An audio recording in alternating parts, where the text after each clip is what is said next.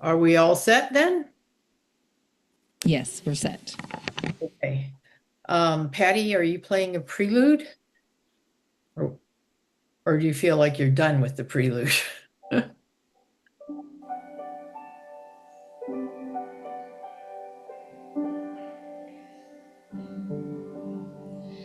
It's everything I am and what I'm not at all.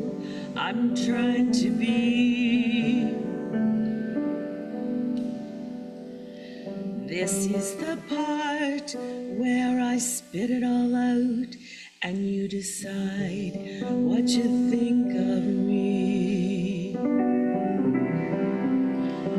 I'm not trying to be complicated. I'm never waiting to get the last laugh. But I've been handing out benefits of the doubt, and I'd like a little bit back. It's just a little voice, and if you're listening, sometimes a little voice can say the biggest things. It's just my little voice that I've been missing.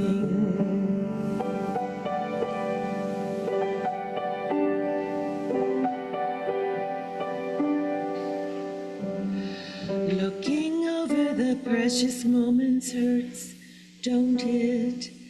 They can cut both ways.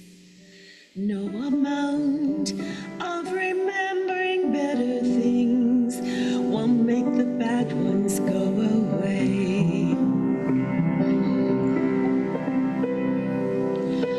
But I've been broken and the one to blame. So my savior is self-defense, taught me to sing what I can't say. It's just a little voice, and if you're listening, sometimes a little voice can say the biggest things. It's just my little voice that I've been missing.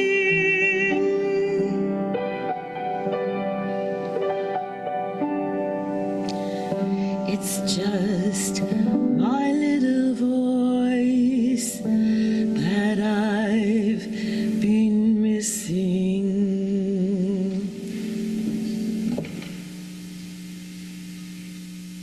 Thanks, Patty. Didn't you do a beautiful job of that? Our opening words this morning are from Melanie Davis. If there ever were a time for a candle in the darkness, this would be it.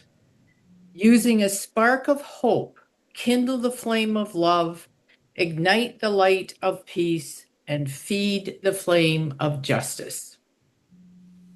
And now, can we have someone light the chalice? And the words for the chalice lighting are in your order of service.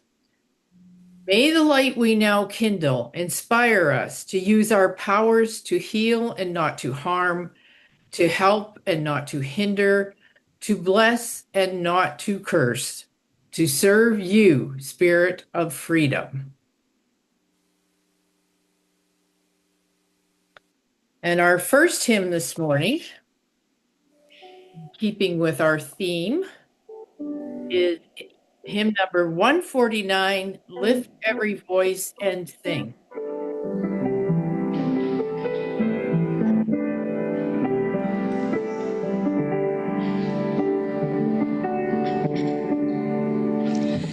Lift every voice and sing, till earth and heaven ring, ring with the harmonies of liberty.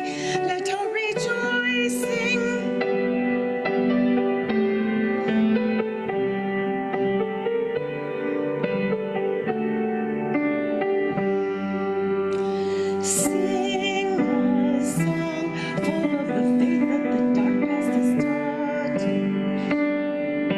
Sing a song.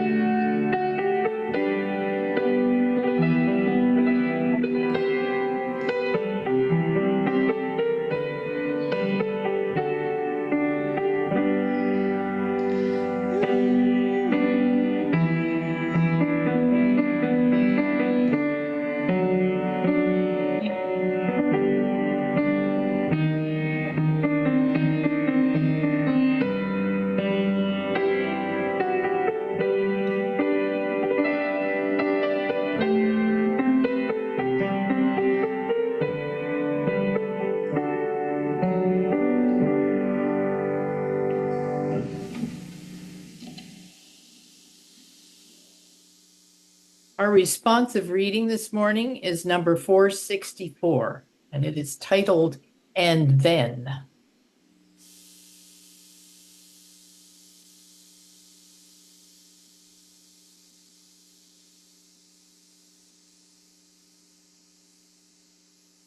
And then all that has divided us will merge.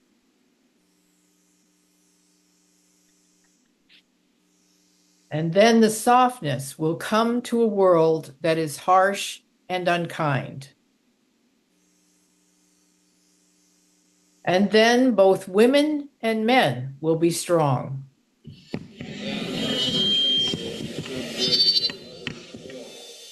And then all will be rich and free and varied.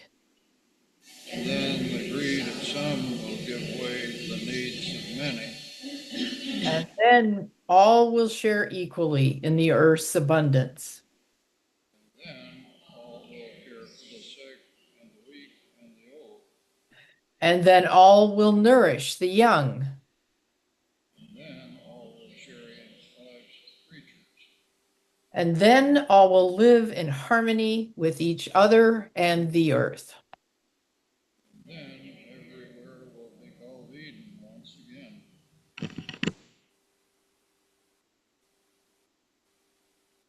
Life happens to each and every one of us during the days that we don't see each other. And we show up here sometimes carrying heavy news and other times carrying joyful news. All news is worthy of being shared. Sharing helps us lighten the load of the heavy news and spreads the happiness of the joyful news. Please come up and take the mic and tell us about your joys, your sorrows, and light a candle to commemorate the events of this past week. Who would like to start us off?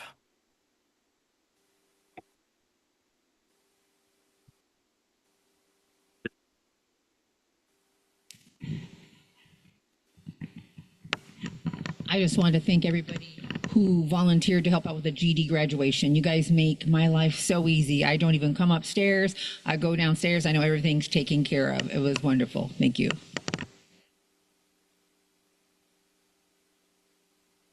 You're a great group.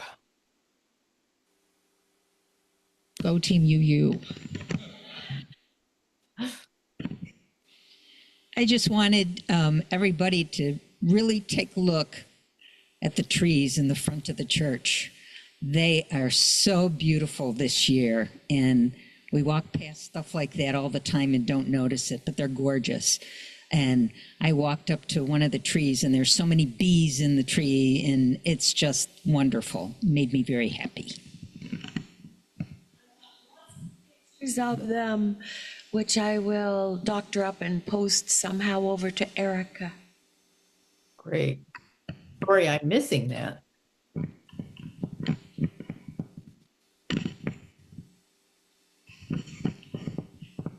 I have two joys. One of them is the trees outside.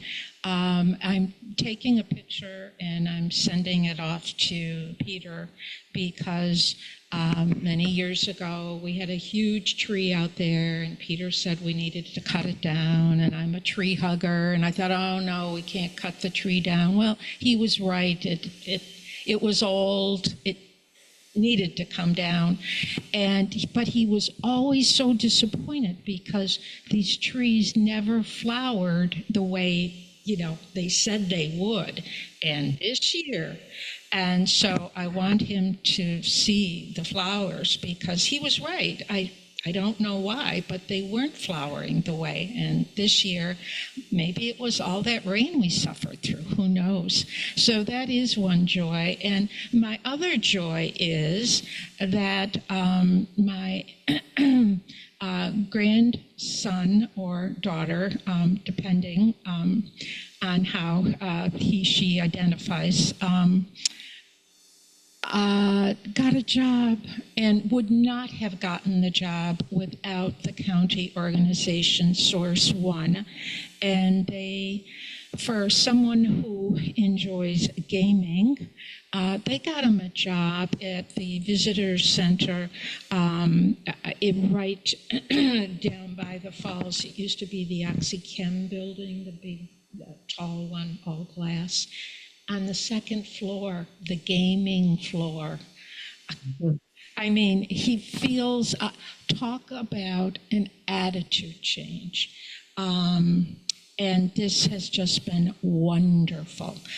This is actually only his third day working, but he is so happy and so thankful. And so am I for the county organization Source One. And it's a tremendous relief. I hope he will no longer be the cellar dwelling person. By the way, there are many rooms in my home he could be living in rooms, okay? He chose the cellar. Think it's something to do with the fact it's the furthest away from his wonderful grandmother that he can get. Excuse me.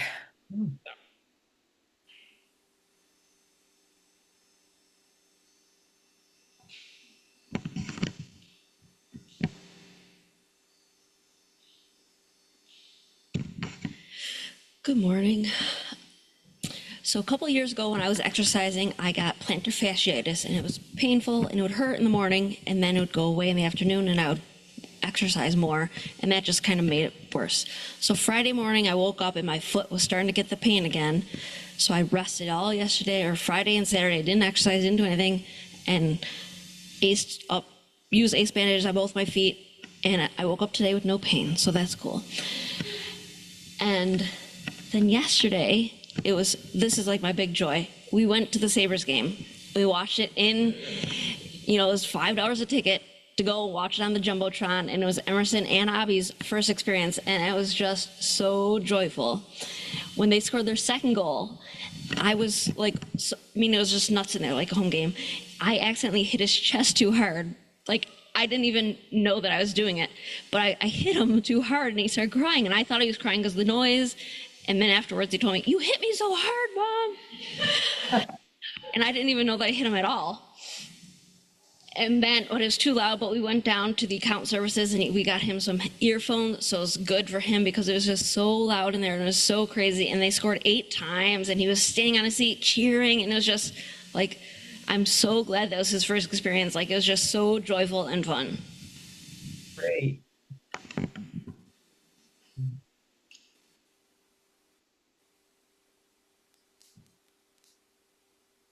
And he did nap yesterday during the day. I got him to fall asleep. So last night he was so excited. He fell asleep at 12:04. He's like, "Hey, it's technically tomorrow." So he was happy. That his first time ever staying up past midnight.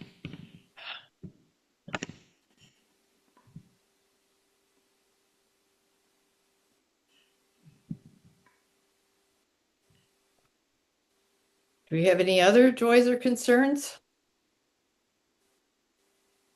So would someone light a candle for all of the unspoken joys and concerns among us?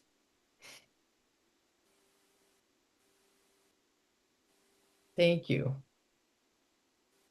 And go Sabres, right? We're doing well.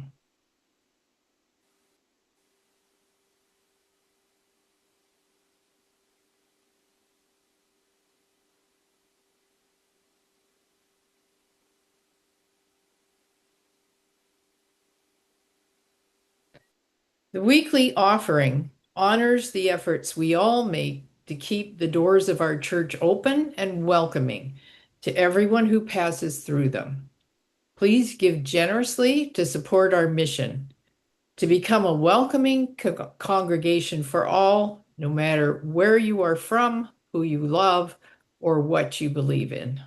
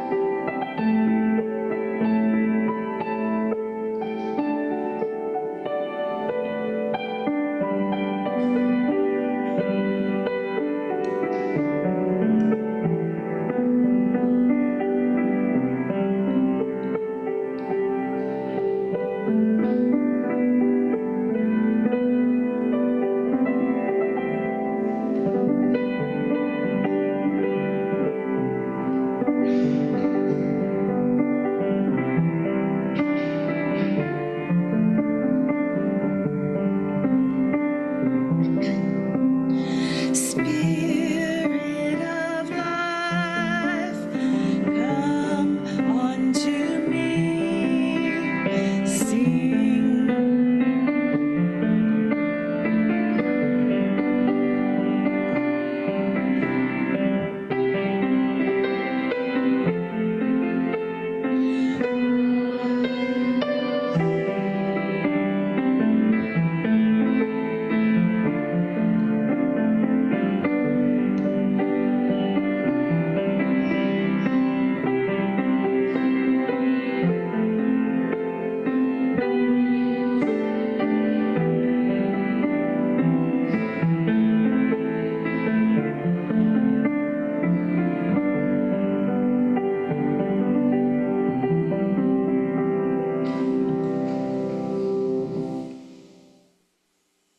So this sermon is based once again on a Sarah Bareilles song, and this is at the request of Patty. Now, unfortunately for you, if you don't like Sarah Bareilles, there is a vast number of these songs, so you could be stuck with them for a long time. But I did think that this one really pertains to some of the things that we're going through at this point in time. It starts with, "It's just a little voice, and if you're listening, sometimes a little voice can say the biggest things. It's just my little voice that I've been missing." We all have one, that little voice in our heads. It chats away at us all day, reliving, evaluating, and interpreting all of our experiences. And sometimes that little voice treats us well, other times not so much. Mo Gadat, who left the world of IT after living through the tragedy of losing his son, is the author of a book called That Little Voice in Your Head. Gadat has narrowed his span of our little voice down to four main categories of influence. First is self-talk and interpretation. Our little voices give labels to practically everything in our lives. Things are either great or they are terrible, or sometimes somewhere in between. Whatever label our little voice gives to a situation, object, or person tends to dictate what our emotional state is.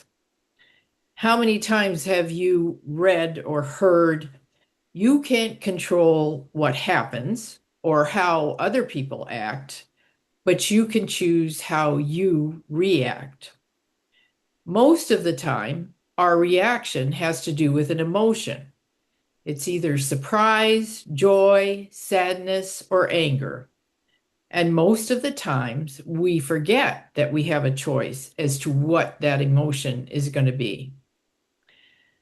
The second thing our little voices do is become our insecurity devil.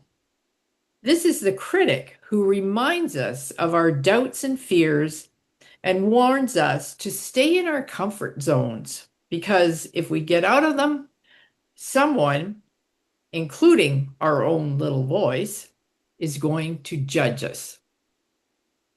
And then we have the internal narrator, who is constantly summarizing our lives, reminding us of events that may have happened long ago, describing what is happening in the present, and the worst, creating these imaginary scenarios of all of the options of what could happen in our future. Fourth, we have the programmable mind. This is the piece that therapists try to work with. In the lyrics of her song, Little Voice, Bareilles explains the job of this part of our inner self with these words. Looking over the precious moments, it hurts, don't it? They can cut both ways. Can we reprogram this programmable mind? Can we change the way that we think about the past to improve our level of happiness? I believe we can reframe things, which is what our therapists try to do, to change the way that we feel about them, that emotional reaction. We can put a muzzle on that insecurity devil, stop beating ourselves up for past mistakes, and get more comfortable with leaving our comfort zones. But why is that important? Why leave our comfort zone? In addition to Gadat's description of our little voice, most of us also have morals and values and a conscience. Philosophers have debated for centuries on where morality comes from, and Gadat believes that we are born with two default states. Those are happiness and morality. He says we have innate values that we program into the future. Following our conscience, Gadat writes, is essential to happiness because it reduces the self-inflicted mental suffering we feel when we act against our own natures. Morals and values are necessary for us to create sustainable happiness and a safe future for ourselves. So, our little voice sets us up for an internal struggle between our insecurity devil and our conscience or values, both of which we are essentially hardwired with. As the song says, no amount of remembering the better things will make the bad things go away. In the Unitarian Universalist world, this struggle can and should be one of the important guardrails in our lives.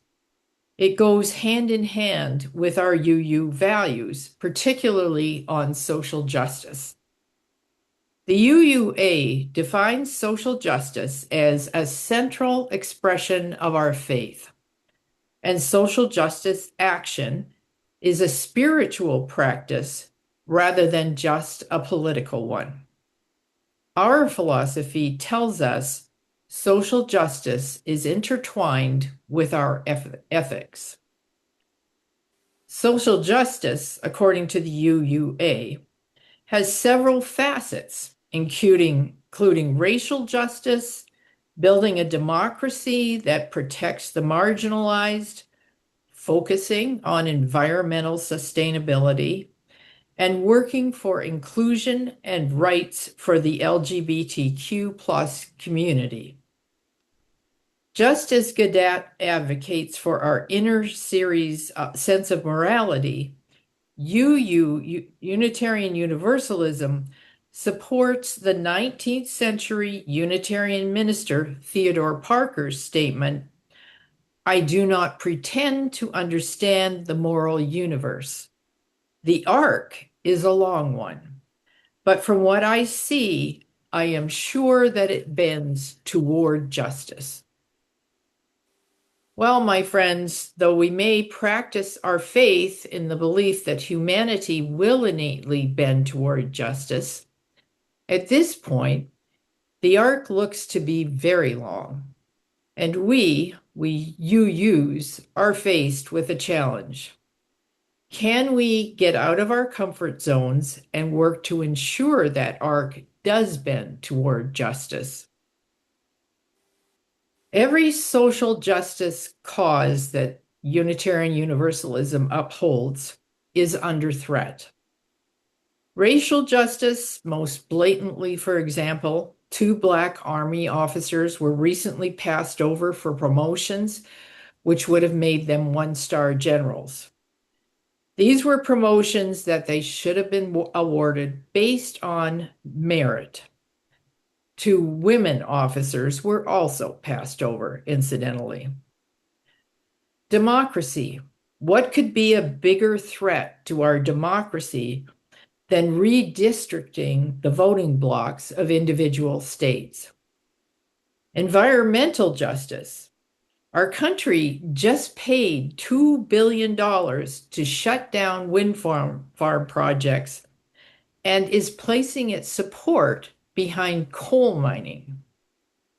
LGBTQ plus rights are under attack by a systematic federal level effort to effectively erase the legal recognition of transgender people and severely limit access to gender affirming care. There is a virtual smorgasbord of social justice causes that we could work for.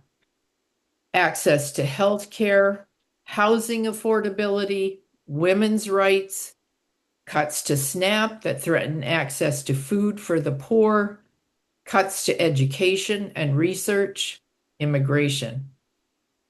It's all overwhelming, and our little voices insecurity devils are telling us to be scared and stay in our comfort zones.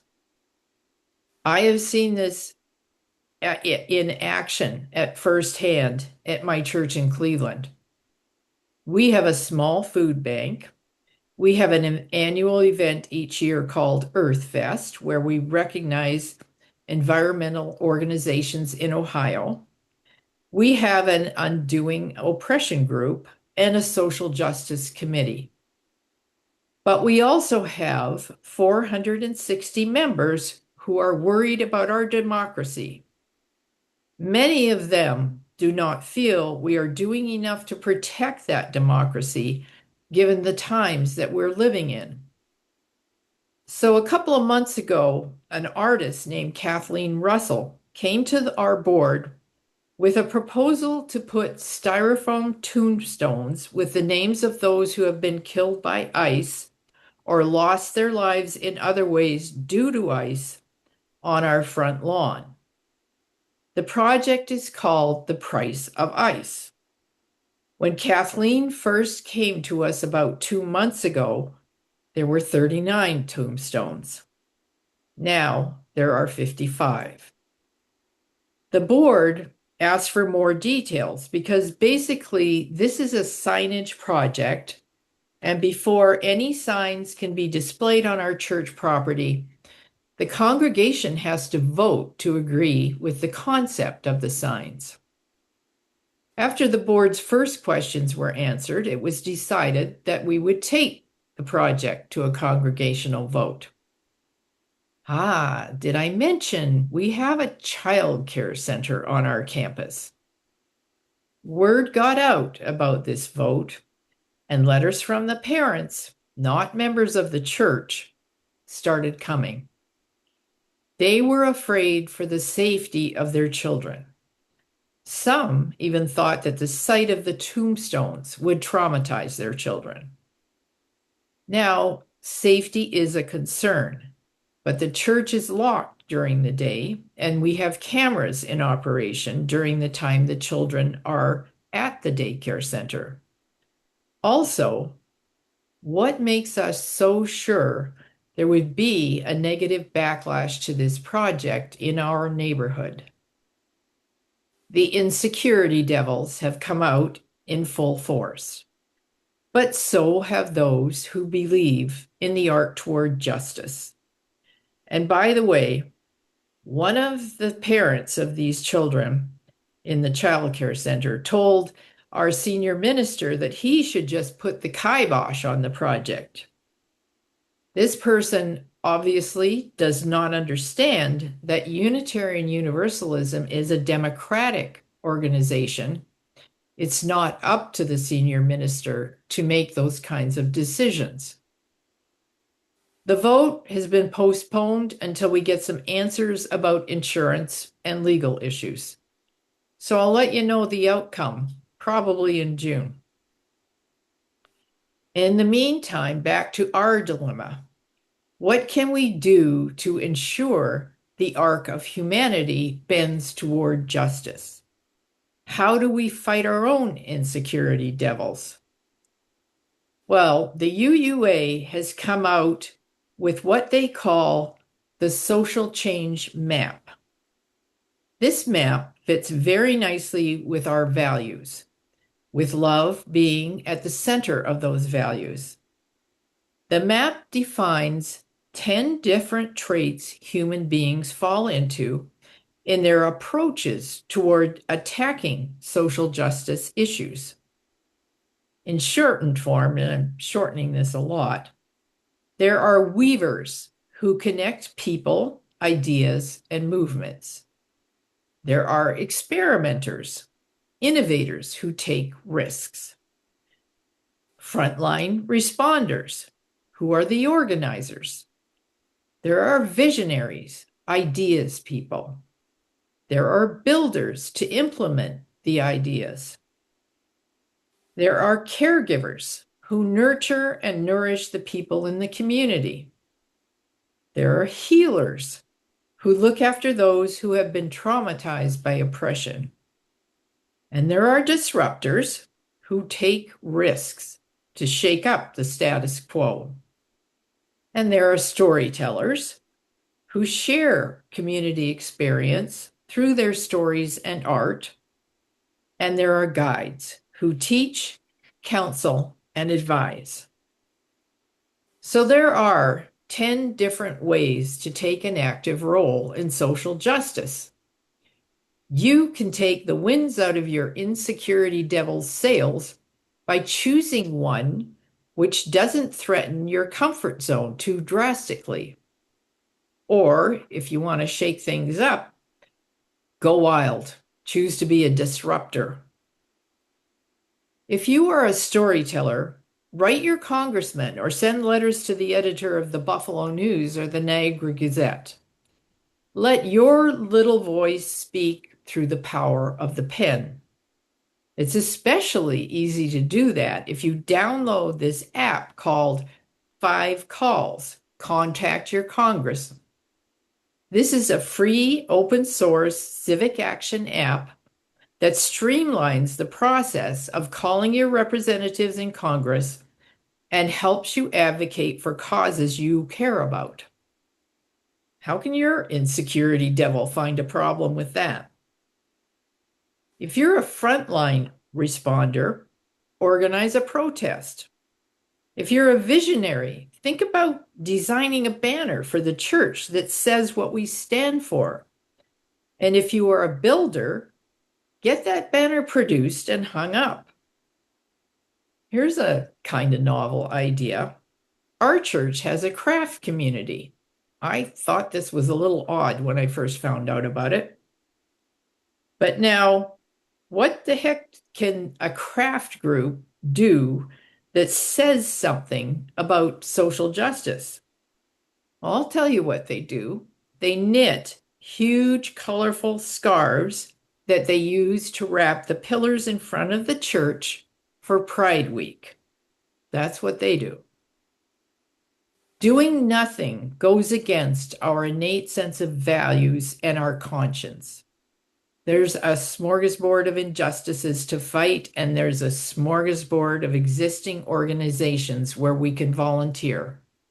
A food bank, a political candidate you can work for, an environmental organization. We often feel like our little voices, not the internal little voices, but the ones that we do use to speak out in the world, are not going to be heard. But we can find ways to make them heard. Bareilles says in the song, "But I've been broken and the one to blame. So my savior of self-defense taught me to sing what I can't say." We each need to find a way to sing what we can't say. We each need to be loud.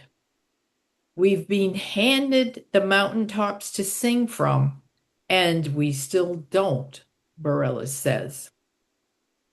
Even when we are not loud, just by being the quiet weavers or the caregivers or healers or guides, we are still making our voices heard. We can find our own mountaintops and our own ways of expressing our message. As Heather Cox Richardson, who is a storyteller who has certainly found her voice, would say, find your lane and work in it. We have a great community in this church, but by joining some other communities, we will grow ourselves. And who knows, we may even grow this community. If Unitarian Universalists have a faith that is grounded in valuing the inherent worth of all individuals, where independent life, racial and economic justice, and most of all, democracy is at our core, hardwired as it were into our souls, then we must remember sometimes a little voice can say the biggest things. So be it, and blessed be. And our hymn is number 170. We are a gentle, angry people. How be we do 1, 3, and 5? There's a lot of verses. Okay, every other one then.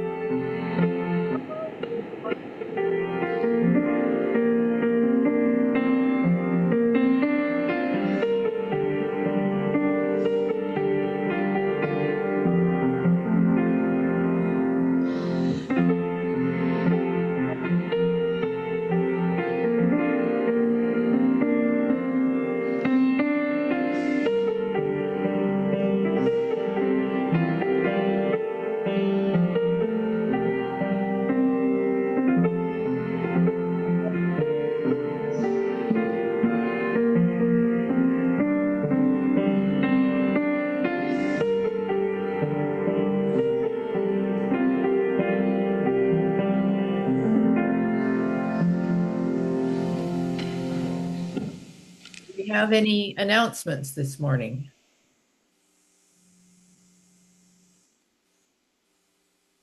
A few things. Next week, if anybody's able to do coffee hour, Linda has not been feeling well and she will not be able to do coffee hour. So if anybody can talk to me downstairs, it is a 3-day weekend, so I know a lot of people might be out of town. And then in the next few weeks, I'm going to be writing the new usher list and coffee hour list for next year. So if you're not on the list and you want to be on the list, let me know. If you want to be removed, you can let me know too. If there are certain days you cannot, if you want to email that to me, and I'll get them ready in the next few weeks. Usher and coffee hour list for next year. And then finally, we are going to have an annual congregational meeting directly after service. It won't be that long. It'll be fun. It'll be quick. And then we have food downstairs.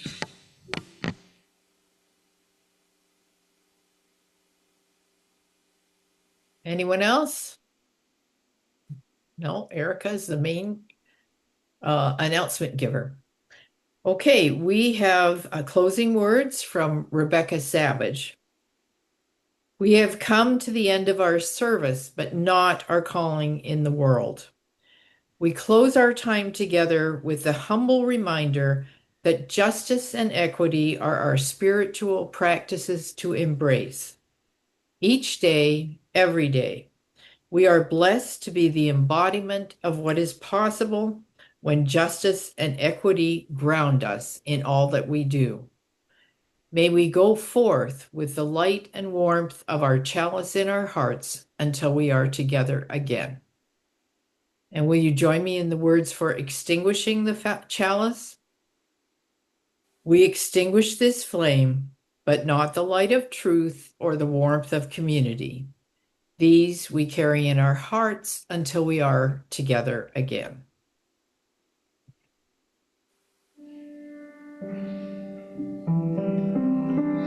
It's just a little voice, and if you're listening, sometimes a little voice